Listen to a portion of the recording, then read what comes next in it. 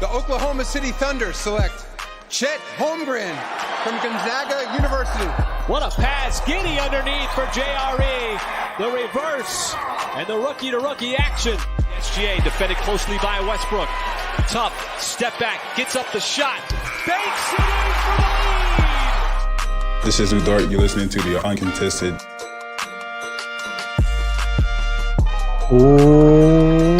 What is up, and welcome to the Uncontested podcast, coming to you live Wednesday, April 19th, possibly in the middle of a tornado. Hey, yo. I'm your host for the evening, Jacob Niffen. Got my guy JD with me tonight. Fella. I love the singular one. It's my favorite. Yeah. We are brought to you by the Blue Wire Podcast Network and DailyThunder.com. Bit of a later show if you're joining the live stream tonight, as if you live in Oklahoma, you know it's been pretty gnarly outside today. Yeah, every 10 minutes there was a new storm capable of producing a tornado headed in your general direction. So yeah, I got some pretty sweet video though. This old boy is just spinning like a top right outside my house. It was pretty gnarly. So a little bit of a late show tonight. Obviously, Taylor was supposed to be on tonight. Storms are keeping him from joining us. So just me and JD tonight, hanging out. Been watching severe weather coverage, watching NBA playoffs. Living the dream. And tonight we are here to talk about continuing kind of our evaluation of the Thunder's season. We thought tonight would be a digestion. There you go. The eulogy of the Thunder. No, they're not dead. Tonight we figured we would talk about some of our favorite moments from the Thunder season. Silva, I know you had mentioned this. I think whenever we were live at Chalk. One of my favorite Thunder seasons in a really, really long time. Mm-hmm. I think I had in the chaos listed it as one of the only seasons I've enjoyed in a long time, but it's one of the most enjoyable seasons I've had in a long time. And there are, starting with, I don't know how wide you want to cast this net, but starting with the draft coverage that we all got to do, followed by Summer League, then the season itself, the ups, the downs with Chet going out, but the team still totally exceeding our expectations. So much fun to be found in every quadrant of this season. Yeah, totally agree. Draft night, draft lottery was incredible. The lottery was so cool, dude. Draft night was awesome.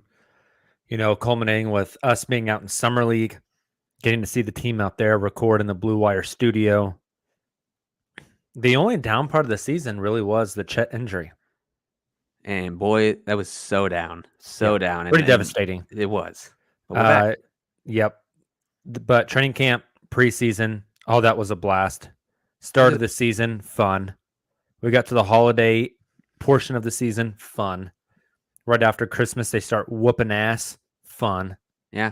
There was that brief second where they were like 11 and 18, and you weren't really sure what was going to happen. But yeah.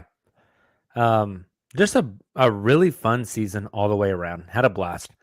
If you are in the live stream tonight, please drop some comments on your favorite moments of the Thunder season. We will read them and reminisce on them live here on the show. But Silva, let's get this thing started and fired up. We're going to start with you. All right. Just name me one of your favorite moments from this Thunder season. Just this flashbulb thing that is going to live in your head over the summer from this last season. Yeah, I think it was maybe the first time. So it was the first game I taken my girlfriend to this season, and one of the only ones she had been to. Period. I'm really trying to get her to be a Thunder fan. Was really excited. One of my best friends is a Celtics fan, and we got tickets to the Celtics Thunder game. Leading up to it, we were like, "Here's you can be really excited about SGA. It's gonna be awesome. Celtics probably gonna beat them, but it's still gonna be close. It'll be really fun." And then we find out that SGA is out, and I'm just thinking doom and gloom. Like, what are we gonna do? What are we gonna see? I forget exactly when in the calendar this game took place. Do you remember that home Boston game? Was it like it was pretty early? It was before Christmas. I Yeah. think it was between Thanksgiving and Christmas. So I'll we look it hadn't- up while you talk. I hadn't really we hadn't seen what J-Dub was yet. We had not seen. I do believe Isaiah Joe was there. I can look up this game too. January 3rd. Okay, nice. We weren't totally sure what the role players, quote unquote, role players of this team, the non-SGA guys, were capable of. And it turns out they were capable of just whooping ass against teams that came in and didn't expect to get that. Like it was a blowout, and it was one of the most fun environments I've been in. The crowd was insane. The half court shot taken by a fan was made, and it was just like it was a weird energy in the arena that was fantastic. And every time the Thunder hit a three, I would look back at my Celtics friend who was a few rows above us, and I would just give him a little smirk and nod, and he was in hell. So it was just a fantastic time, and really changed my outlook on what this team was capable of as far as the players outside of Jay. Let me read off the stat line from that night for you real quick. Josh Giddey, 25, 5, and 5. Lou Dort, 23, 5, and 3. J-Dub, 21, 3, and 6. Trey Mann, 21, 6, and 3. Isaiah Joe, 21, 4, and 4. Aaron Wiggins, 17, 6, and 3. Kenrich Williams at center, 10, 5, and 3.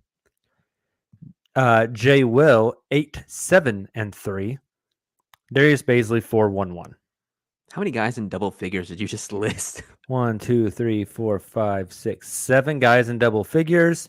1, 2, 3, 4, 5 of them with 20 plus, 6 of them with 17 plus. Yeah. Very surreal to witness all of that. Just literally felt like every shot was going to go in that was thrown up. And so many dunks from Isaiah Joe and J-Dub. Just fantastic. Oh, yeah. Isaiah Joe had that lefty one. He that was did. disgusting. Yeah, great time. Very, very fun game. Okay, so we'll bounce over to me now. I guess we'll just ping back and forth until we're out of moments. Sure. I think the one for me that I'm gonna kick us off with, OKC versus Portland, the first of 4 matchups in Oklahoma City. It's this back and forth game. It's really fun. Jeremy Grant is guarding Shai Gilgeous-Alexander for like a big chunk of the game. There is no Yusuf Nurkic. He was out that night. They started the other big goofy white guy in his place. Why can I not think of his name? Drew Eubanks. Yeah, Drew wow, Eubanks. deep cut. Back and forth game. I was at this game with both of my parents. We got to sit in the lower bowl, which was very cool. I don't get to sit down close very often. So I sat in the lower bowl, and we're in the final possession. Thunder have the ball, inbounding, with down 1 with a chance to win the game. And Shai comes to the ball, catches the pass from Giddey. A J-Dub cut kind of clears out the lane. Shai goes baseline. Justice Winslow just doesn't have a chance in hell at guarding him. Rises up on the baseline, sticks the little like 15-foot baseline jumper as the buzzer sounds, and Paycom Center goes absolutely berserk. Shai had multiple moments like that before this game. In a game against Milwaukee, which we'll probably talk about, in a game against Washington, which we'll probably talk about. The Hemi Carter game. Yes. But that one was just like, it was awesome. It was at home. The Milwaukee one was at home, but it ended in a win. It was at home. It was badass. It was Mhm. badass, and really just the epitome of the season up to that point. They would go on to play the Rockets, the Blazers again 2 nights later, and have a reverse where instead of having a game-winning bucket, they had a game-winning lockdown defense. But to be in person for that game and to see it, just this continual rise by Shai Gilgeous-Alexander into absolute superstardom. I don't know, Silva, if they're announcing all NBA this week or if that's next week. Yeah, I don't know. They've announced Coach of the Clutch Year. Player of the Year and Coach of the Year. Hopefully, all NBA will come up this week or next week. Did you see who came in second in Coach of the Year? Oh yeah, our boy Our boy Marky. Marky Mark and the Funky Bunch.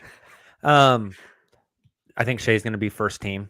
I feel pretty strongly he'll be first team, and just to be able to be in the arena and witness kind of these moments that were the ascension for him was awesome. Absolutely awesome. I cannot wait, Silva, for like August, September, when we're in the doldrums of the NBA calendar year, and people start dropping their top 100 players in the NBA. Mm-hmm. Last year, Shai was like in the 30 range, I believe. Yeah. I feel pretty confident he's going to be in the top 10 to 12 going into next year. You're totally right. The Ringer just released a new version of that today or 2 days ago, and he was 10th.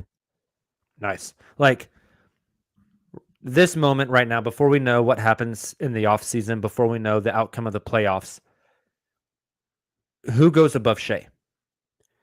Let's see. The three bigs. Yep, Giannis, Jokic, Embiid. That's three. Then Steph. Okay. Jason Tatum. Yes. Luka. Okay. Kevin Durant. Okay. And then like health comes into play, so it's like healthy Kawhi. Okay. Taking over him. So here's the one. It's Devin Booker. What do you think about that? I think kind of depends what happens in the playoffs this year. Yeah.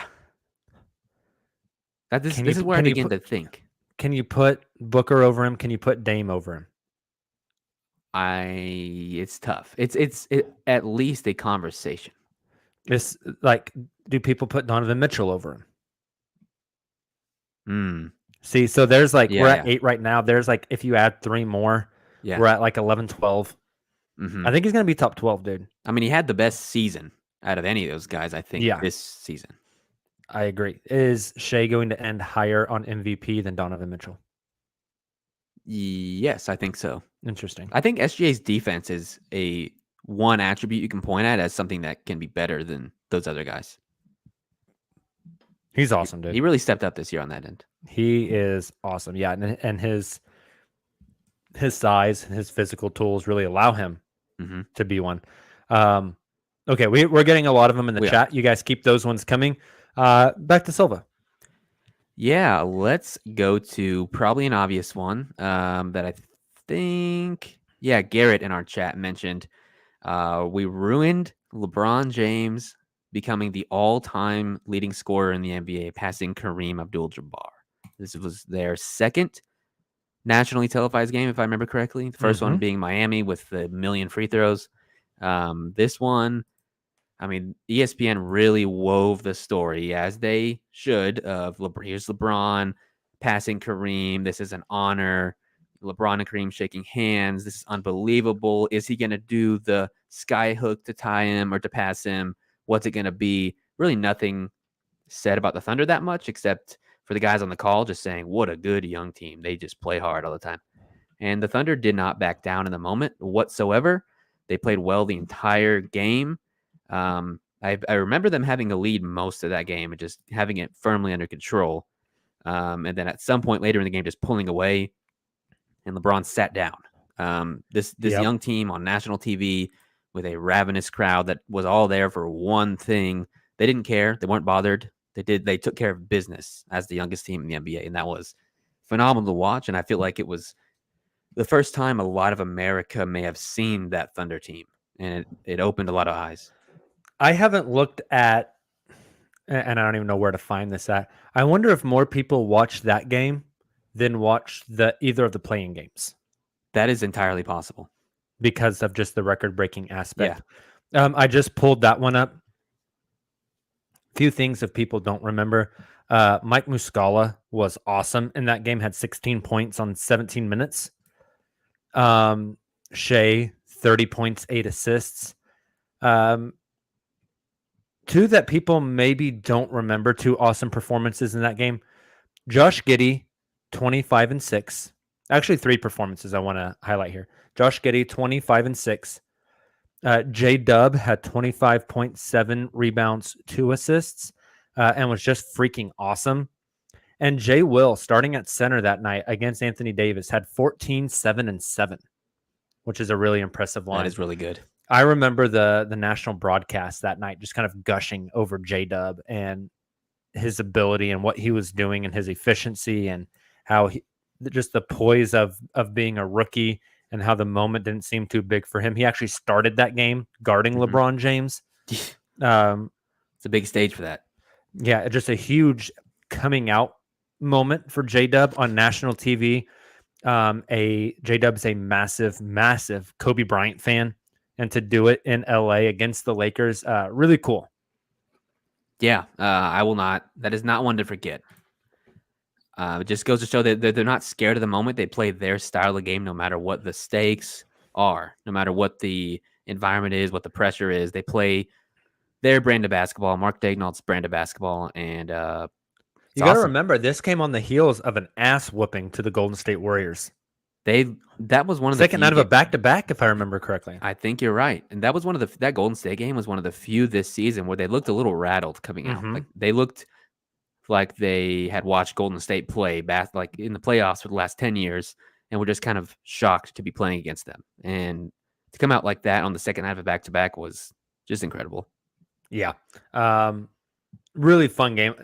I remember we just wanted them to keep it competitive, and for them to win that game in Los Angeles on national TV was just really, really cool.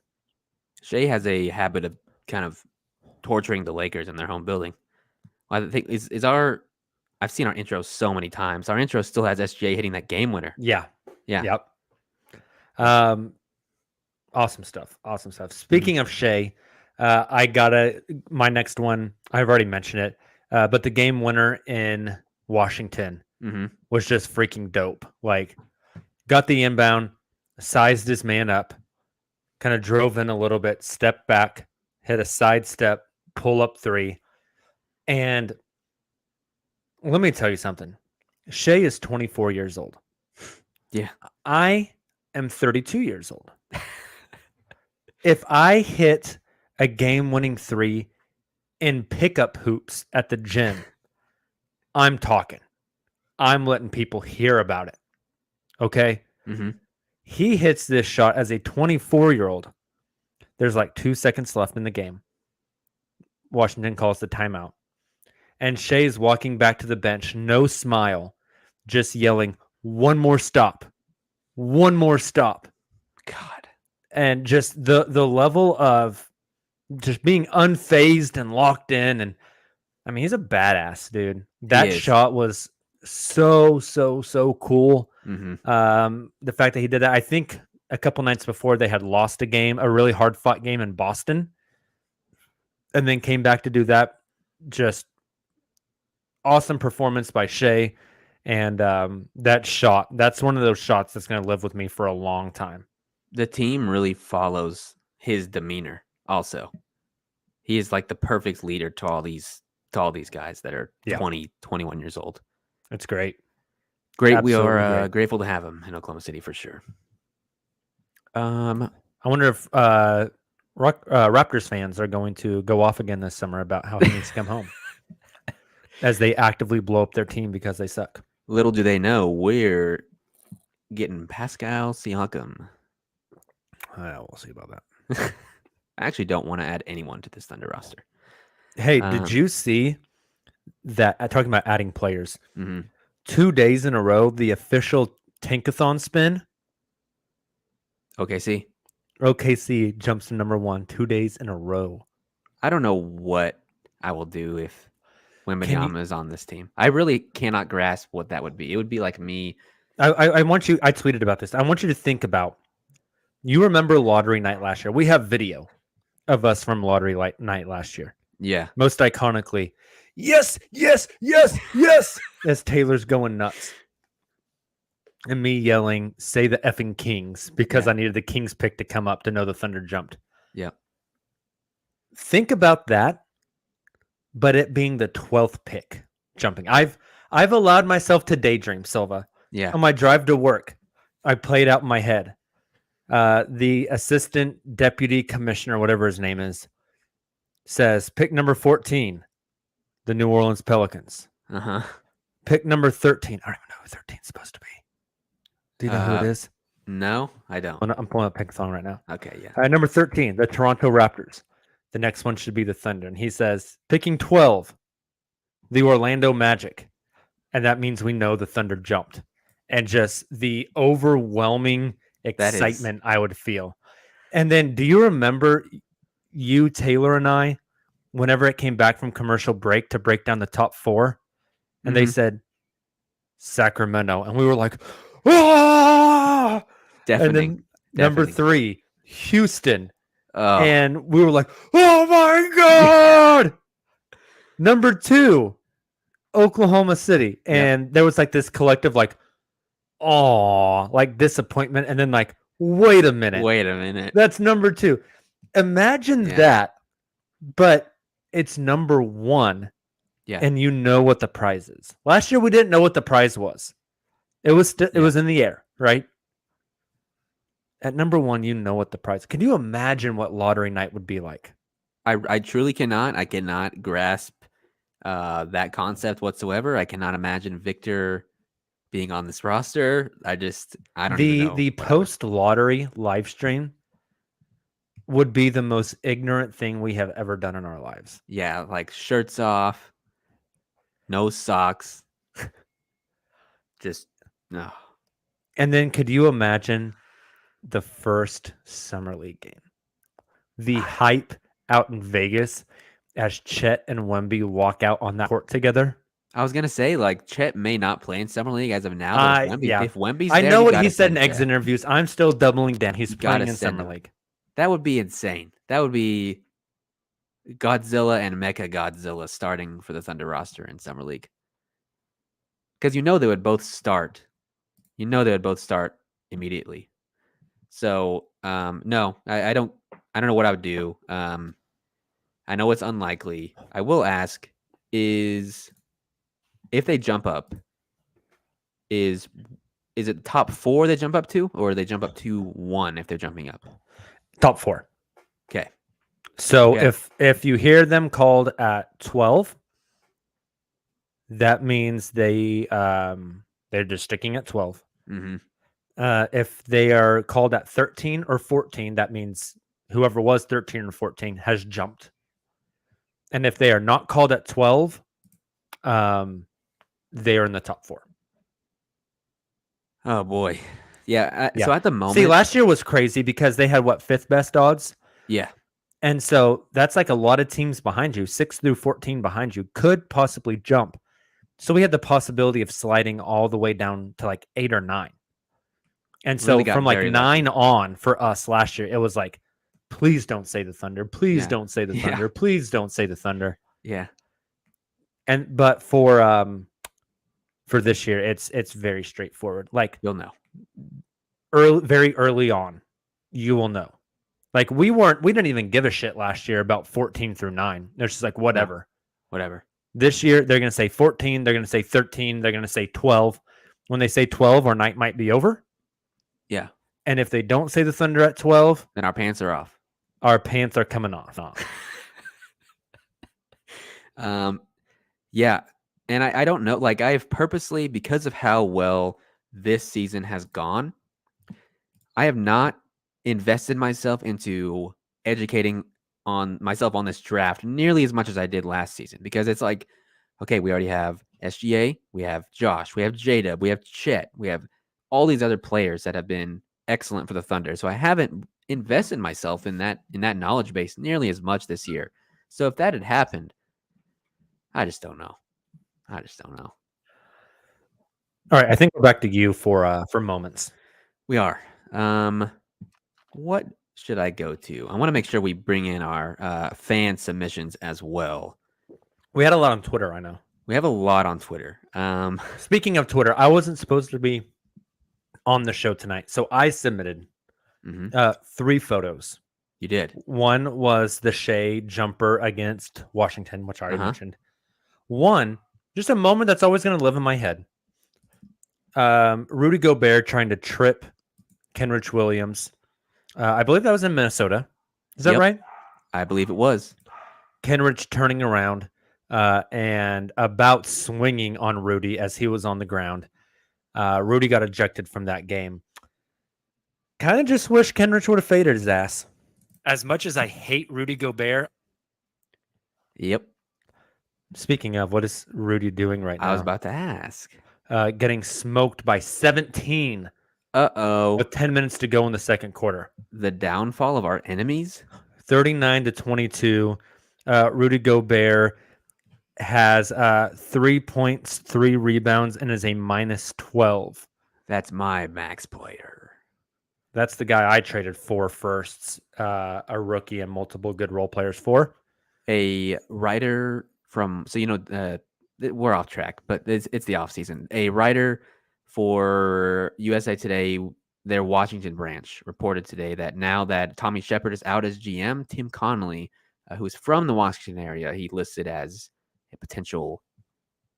Oh, interesting. Yeah, wouldn't that just be ridiculous? Just an inside job, just dismantling the Wolves from within, and then moving to Washington. That'd be incredible. It would. You could go out to Washington and trade some guys and start a massive rebuild too. Good. You'd have full control. But their ownership wouldn't let them do that. So Kenrich almost swinging on Rudy was one of my moments. My third moment was, and I need to pull this game up so I can accurately. And I did not remember this. I don't think it was a great one. I don't know what I was doing. I did not remember this performance you're about to outline.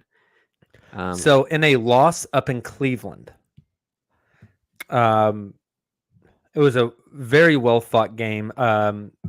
Looking at the box score here, Cleveland beat Oklahoma City pretty good in the first half. The Thunder really crawled back in the second, won the third quarter 26-23, the fourth quarter 30-28, ended up losing 102-110.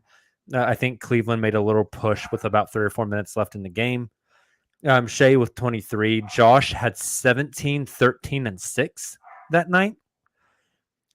J-Dub played off the bench, if you'd believe it.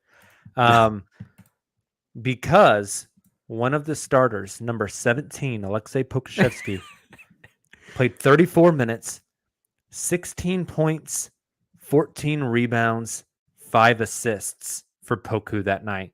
I'm trying to pull up the full box score of that one, so I can tell you. Here it is. Yeah, we had a ton of Poku nectar at that point in the season, enough to go around. Oh, Our man. reserves are low at this point. Poku was 6 of 14 from the field, 3 of 3 from 3. Had 3 blocks that night as well. Every starter was a minus. Shea was a -17. JRE was a -13. Giddy a -6. Dort a -10. Poku a +5. Difference maker. 16, 14, 5 assists, 3 blocks on, what is that, like 45% from the field, 100% from 3, 50% from the free throw line, just 1 of 2. Yep. But I remember he just made play after play after play, and it was freaking awesome. Hey, we can't forget about Poku. He was turning it around, dude. He really figured it out. I watched some highlights of him the other day. The offensive connector thing was legit. We forget. Defensively, he was holding up. Do you remember that Milwaukee game in OKC? Parts of it. Double overtime game, but down the stretch, they had Poku playing center against Brooke Yeah, Lopez and just playing yes. post defense Uh-huh. against him. I'm still not convinced that Poku and Chet don't start in the front court next summer or next season. It's not totally crazy. I think the organization loves Poku. Summer's going to be interesting if they extend it. Okay. And I love Poku. I digress. Speaking of Poku, I can go through some of our, as our show goes on, I can go through some of our Twitter submissions. Let's We do got that. a lot of them. I'll start at the top here. From Cheshire Cat at Black Dolphin 5 on Twitter. They say the Boston home game, which we talked about earlier, and Isaiah Joe coming off the bench to beat the Mavericks. Oh, how did we not mention that one? That was like one of Isaiah Joe's biggest. His first game in the That was like rotation. Right. I remember vividly, Justin had the post game and tweeted, they're putting in Isaiah Joe because I don't know why. And then like 15 minutes later, he old takes exposed himself. He did. I did not watch that game live. I didn't either. I was out doing something, but I thought That it was might over. have been my anniversary. Hmm.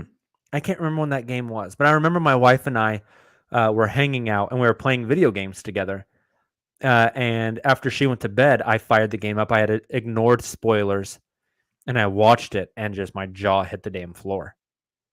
He showed us right away what he was capable of. Right away. I think it's gonna be a long-term piece for this team. I agree. Next one from our good friend Sean at Cubs fan 2033. Says he has so many he wanted to point out, but let me start with my favorite one. When Pokey was on the bench, that was my favorite moment. Oh my goodness! And then he added Taylor. Sounds Blaine on brand. I know. Blaine Buchanan says the SGA game winner in Washington, which made him Himmy Carter. Himmy Carter. That was one of his first IG posts I remember, like being Yeah. circulated around. Same.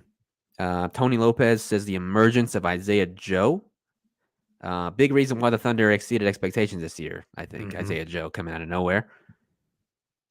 Alex at ajoy791 says Mark beginning to show more than just being a developmental coach. Joe being a better baller than any of us thought as just a little offseason pickup. J-Dub being this damn good. And SGA becoming him in all caps. I love it. Let's see. I never in a million years thought this was the season J-Dub was going to have. No, he is literally like he is the perfect basketball player for me to root for. Like He's awesome. He's just a cool guy. He's got cool hair. He memes everything. Really fun to watch. Smart player. Like created in a lab to be awesome to root for. Yep. Great. And like we saw him at Summer League, we were like, wait a minute, this guy's awesome, isn't he? And then lo and behold, he was. And he had a rocky start to his season. J-Dub is a part of this season. We could discuss this as a point, but he had a rocky start, got elbowed in game 1. Got KO'd by Jaden McDaniels. We started the season with a Minnesota Timberwolf KOing a Thunder player. We ended the season with a Minnesota Timberwolf KOing a player. Yeah. Timberwolves can go to hell as far as I'm concerned. They absolutely can. Our friend Carrie Cicero says apparently a big shit talker according to the players from the anonymous athletic poll. Yes. I would bet a lot of money that whoever voted for J-Dub is on the Thunder. Yeah, I would think so too, which is hilarious. One moment that just kind of popped in my head. Do you remember the night at home where Eugene Omarui had like 25 points against the Toronto Raptors? Yeah, that was wild. What a game. Eugene, forgot about him. Cannot forget about Eugene, a Detroit Piston. We are nearing the end of most of our comments, I believe. We have Hayden Peterson, who I think is with us in the chat here, posted a picture of Josh Too Smalling Nick Claxton. Oh my Forgot God. about that. Josh freaking Giddey. I love that man. Yes. Another one I will bring up is Lou Dort locking up Kawhi on the final possession of a Clippers game.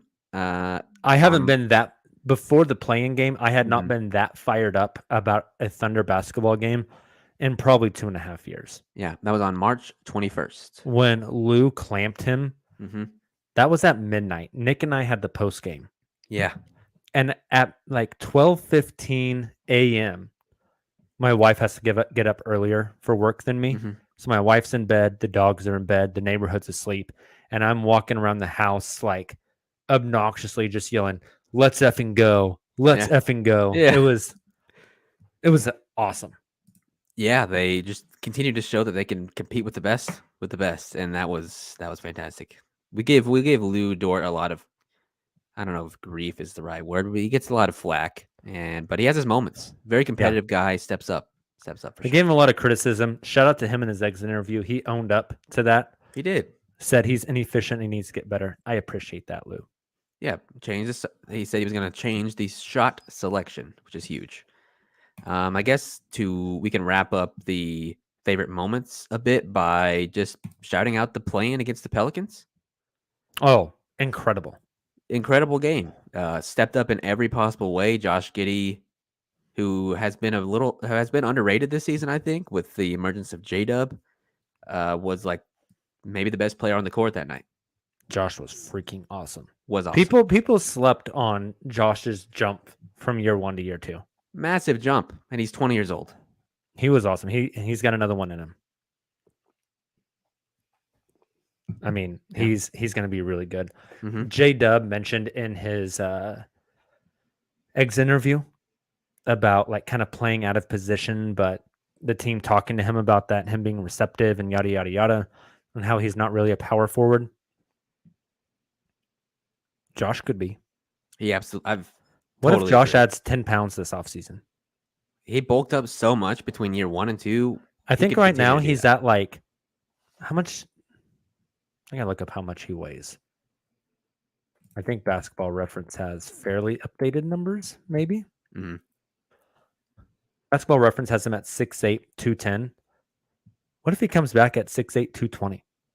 That'd be sick. That's power forward. I think sized. he has the frame for it.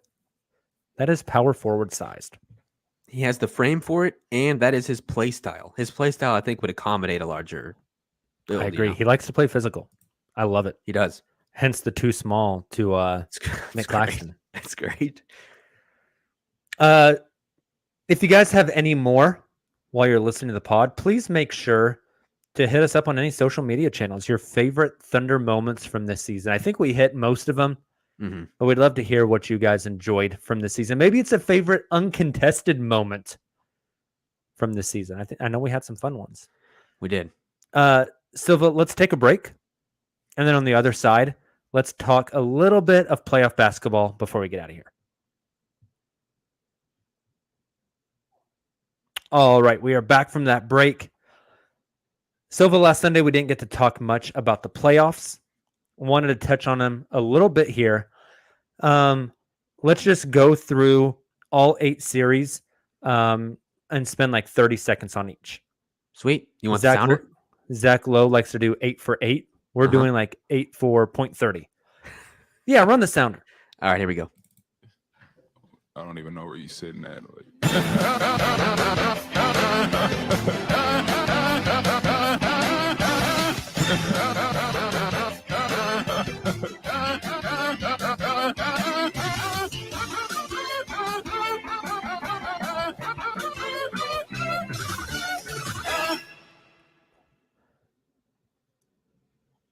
30 seconds each series. Golden State, Sacramento. It's 2-0 heading to the Bay. See you later, Draymond Green. I do not feel bad for you. Oh no, the repercussions of my own actions. Exactly. I tweeted, play stupid games, win stupid prizes. Everyone wants to make excuses and blame it on the league. How about we just hold a 33-year-old man responsible for his actions? Yeah. I love their GM's response, which was, every time he messes up, we hope he learns from it. It's like, bro, this isn't a 9-year-old. This is a grown man. A grown man with gray in his beard. He dug his own grave. Do not feel bad. Should Sabonis have grabbed his ankle? No. It's not as egregious as stomping on his chest and then stomping on it again to use it as a launching pad to jump. Ridiculous. And then talking to the crowd. But Our time's almost up. Shout out to the Kings. They have been playing fantastic basketball. Light the beam, Kings in 5, baby. Wow. Denver, Minnesota, currently 1-0 Denver, and Denver is winning right now as we record with 5 minutes left in the second quarter by a 21-point margin, 32-53. Uh-oh. Minnesota, look in the mirror. You're getting swept, baby. They are getting swept. Call the Nuggets the veterinarians because they're about to euthanize some wolves. Am I allowed to say that? I don't know if you can say that. Is PETA going to come after me here? Am I going to get canceled by PETA? My preference is to be taxidermied when I die. No, you know what, Sounder? You got to play for the wolves. They're like dogs. What the dog doing? Losing. That's what it's doing. Lakers versus the Memphis Grizzlies. Grizzlies tied up the series 1-1 tonight without John Morant in the lineup. Both teams annoy me personally, and I kind of like if they could both lose. Just hope they have fun, I guess. Who do you think is going to win? It's really tough. I think it's going to go 7, and I think the Lakers are going to win ultimately. I got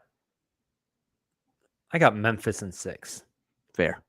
Ja might come back next game, and Lakers had a great game 1. Memphis beats them without their best player in game 2. Ja comes back this weekend. I think they split in LA. They get the one in Memphis. They go back to LA for a closeout game and win it. Last Western Conference game, or Western Conference series, I'm sorry.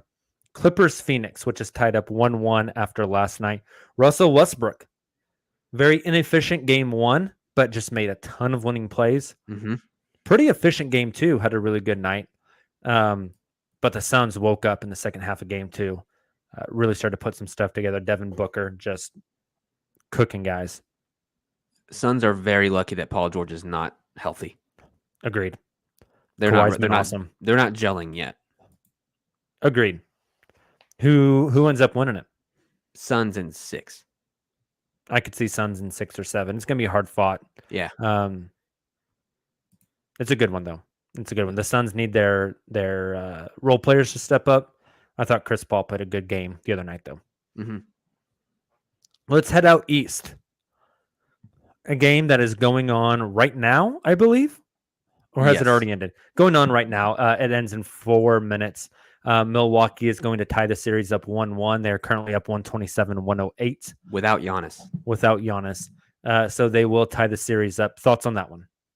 I think this might be is it a gentleman's sweep when you go 3-1-1? I think a gentleman's sweep is just whenever you let the other team get 1-1. Okay. I thought if the Heat win game 1 and then the Bucks sweep, that is called a douchebag sweep. I think you're right. And I think that's what's going to happen. Yes, 100%. Especially with Tyler Hero with a broken hand. Yes. Heat's roster, not good. Bucks roster, very good. Yes. Boston, Atlanta. 2-0 Boston, heading back to Atlanta. Atlanta just doesn't stand a chance, do they? No, and my anti-Trae Young agenda is thriving like I never thought it would. And are they going to actually look to trade him? I mean, they've already pulled the trigger. They did. That was their mistake. Is no assets left. No. DeJounte Murray was the last thing they could do. Yeah. Do they try to trade some of their younger, promising guys for veteran help? Like, is DeAndre, if they decide to keep Trae, is DeAndre Hunter available this summer? Silva is our boy Onyeka Okongwu. Come on out, buddy. Available this summer? Hawks are in a terrible spot. People can debate on whether or not they should have pushed their chips in after they made that Eastern Conference Finals. I think the Cardinal sin was building a team around Trae Young, who is like a bottom 5 defender and not a guy that helps his teammates be better. I'll also answer Carrie's question from our chat. I would like to see Boston win the finals. I want the Kings to win it. That'd be insane. 2 more Eastern Conference series, Silva. Philly, Brooklyn. Philly is up 2-0 in that series. Yeah, James Harden looked great in game 1. James Harden looked real bad in game 2. So yeah, but Tyrese Maxey stepped up. Yep. Joel Embiid just does Embiid stuff. Mm-hmm. Brooklyn's interesting with all the wings. If they have like a really efficient offensive night one night, I think they can get one. Otherwise, I think it's going to be a sweep. I'm with you. But Round 2 is then, going to be insane for Philly. then we get Philly Boston, and that's going to be an awesome Nuts. series. Yep. It's going to be a lot of fun. That might be like the best round 2 series of all of the round 2 series. I don't know, a Phoenix Denver rematch. Can we get Suns and 4 guy like on every national podcast? Get him back. That's funny. Last one, which might be the funnest first round series. I don't know. Sacramento Golden State's been a blast. It's but awesome. Cleveland New York 1-1 after Cleveland won game number 2. Yeah, I think game 1, Cleveland, very young team. I think people kind of forget that at times. They would show their youth a bit from their role players. Game 2, Darius Garland was just totally unconscious, and they rebounded like I thought they would. I don't know. This is going to be a long, grueling series. Josh 7 Hart for me. is awesome. Yeah, 7 for me in this one. Yeah, Brunson, Josh Hart, just a perfect Tom Thibodeau team on the other side. Bit of a different direction, but same scenario from Atlanta. Cleveland, no assets left. Nope. They've unloaded everything. There's nothing left. Like, this is the team. But I do feel much better about them than I do the They're Hawks. trending up, whereas the Hawks are trending down for sure. Yep. So going in 2 different directions, but in the same asset situation, which is they got nothing. They're not playing Okoro, who was like a high draft pick for them. Then you look at the Thunder, trending up, every asset in the world. We don't know when we're going to stop trending up, Jacob. Hey. We can still be trending up in 8 years. That's a long time. I'm into it. All right, let's get out of here, Silva. Thank you guys so much for hopping on. If you're in Oklahoma, hope you and your home and your belongings are okay after these gnarly storms. We know how it is, though. It's storm season. Thank you guys for hopping in the chat tonight. We really appreciate that. Make sure, after you listen to this, to go hit us up on any social media channel. Tell us what your favorite Thunder moment of the year was. Tell us what your favorite uncontested moment of the year was. We'd love to hear those. We will repost all of them for you. Make sure to sub to the YouTube channel. Check us out on Twitter, Facebook, Instagram, TikTok, and subscribe to us wherever you get your podcasts from. Again, off-season content from us. We are live every Sunday and Wednesday night at 9 p.m. Central Time. Pod goes up in the feed immediately afterwards. Unless there's something special, like draft lottery night, or draft night, or trades, or free agency, and of course, Summer League. We'll be back with you guys this coming Sunday at 9 p.m. Central Time. I believe this Sunday, Silva, we are revisiting our bets from the preseason. It's going to be fun to revisit those, talk about them a little bit, and start to pay some of those off as the off-season progresses. So we'll see you guys Sunday night. Make plans, join us. Until then, and as always, Thunder up!